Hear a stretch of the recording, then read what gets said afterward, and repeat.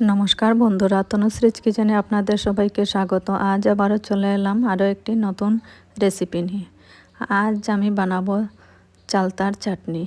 তাহলে বন্ধুরা ভিডিওটি স্কিপ না করে পুরো দেখুন, তাহলে ঘরে খুবই সহজেই বানিয়ে নিতে পারবেন এই চালতার চাটনি।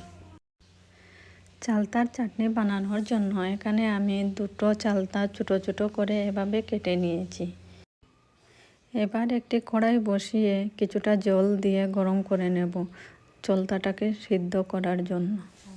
চালতা দেওয়ার পর এর মধ্যে দিয়ে দিচ্ছি অল্প লবণ আর অল্প হলুদ গুঁড়ো দিয়ে নাড়াচাড়া করে এবার একটি ঢাকা লাগিয়ে 10 মিনিট মতো সেদ্ধ হওয়ার জন্য রেখে দেব। এবার 10 মিনিট পর ঢাকাটাকে সরিয়ে দেখে নিচ্ছি চালতাটা ভালো করে সিদ্ধ হয়েছে কিনা। চালতা সিদ্ধ হয়ে গেছে। এবার এগুলো আমি একটি পাত্রে নামিয়ে জলটাকে ঝরিয়ে নেব।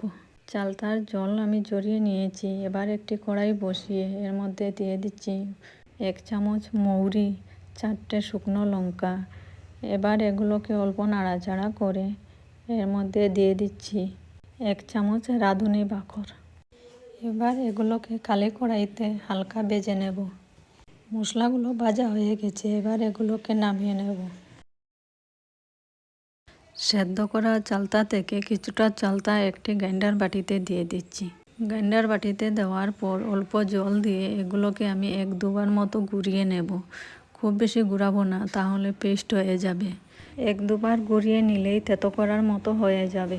আমি এখানে চালতাগুলোকে গুঁড়িয়ে নিয়েছি গ্রাইন্ডারে। দেখতেই পাচ্ছেন পুরো পেস্ট করিনি। এগুলো থেতো করার মতো হয়ে গেছে। আমি এগুলোকে পুরো পেস্ট করিনি। এবার আমি বাকি সেদ্ধ করে রাখা চালতার পিসগুলো এর মধ্যে দিয়ে দিচ্ছি। চালতাগুলো আমার রেডি করা হয়ে গেছে। এবার একটি কড়াই বসিয়ে এর মধ্যে দিয়ে দিচ্ছি অল্প সর্ষের তেল। তেলটাকে গরম করে নিয়ে এর মধ্যে দিয়ে দিচ্ছি 3টে শুকনো লঙ্কা। শুকনো লঙ্কা দেওয়ার পর অল্প নাড়াচাড়া করে এর মধ্যে দিয়ে দিচ্ছি ফোড়নের জন্য গোটা সর্ষে। গোটা সর্ষে দেওয়ার পর এর মধ্যে দিয়ে দিচ্ছি অল্প পরিমাণ রাঁধুনি।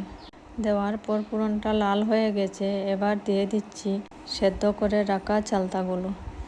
চালতাগুলো দেওয়ার পর আমি এভাবে 1-2 মিনিট মতো নাড়াচাড়া করে নেব। নাড়াচাড়া করার পর এর মধ্যে দিয়ে দিচ্ছি অল্প পরিমাণ লবণ। লবণ দেওয়ার পর আবারও কিছুক্ষণ নাড়াচাড়া করে নেব। কিছুক্ষণ নাড়াচাড়া করে নেওয়ার পর এর মধ্যে দিয়ে দিচ্ছি অল্প হলুদ গুঁড়ো আর অল্প কাশ্মীরি লঙ্কার গুঁড়ো। কাশ্মীরি লঙ্কার গুঁড়ো দিলে কালারটা অনেক সুন্দর আসে। আবারও 1-2 মিনিট মতো এগুলোকে নাড়াচাড়া করে নেব। নাড়াচাড়া করার পর এবার অল্প জল দিয়ে দিচ্ছি।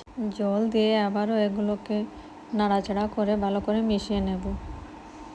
মিশিয়ে নেওয়ার পর এর মধ্যে দিয়ে দিচ্ছি 1 বাটি চিনি। চিনিগুলো দেওয়ার পর আবারও একসাথে খুবই ভালোভাবে মিশিয়ে নেব।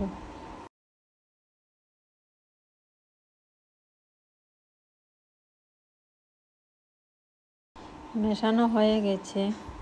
এবার এর মধ্যে দিয়ে দিচ্ছি যে শুকনো মশলাটা বানিয়েছিলাম এগুলো। মশলাটা দেওয়ার পর 1-2 মিনিট মতো আবারও এগুলো জাল দিয়ে দেব। 1-2 মিনিট জাল দেওয়ার পর আমার চালতার চাটনি পুরো তৈরি হয়ে গেছে। এবার এগুলোকে অন্য একটি পাত্রে নামিয়ে নেব। তো বন্ধুরা, আমার আজকের এই রেসিপিটি যদি আপনাদের ভালো লেগে থাকে তাহলে লাইক, কমেন্ট, শেয়ার করে পাশে থাকা বেল আইকনটিতে প্রেস করবেন। আর নতুন নতুন রান্নার রেসিপির জন্য আমার চ্যানেলটিকে সাবস্ক্রাইব করে রাখবেন। তাহলে বন্ধুরা, আজকের জন্য এতটুকু। আবারও দেখা হচ্ছে আরও একটি নতুন ভিডিওতে নতুন রেসিপির সাথে।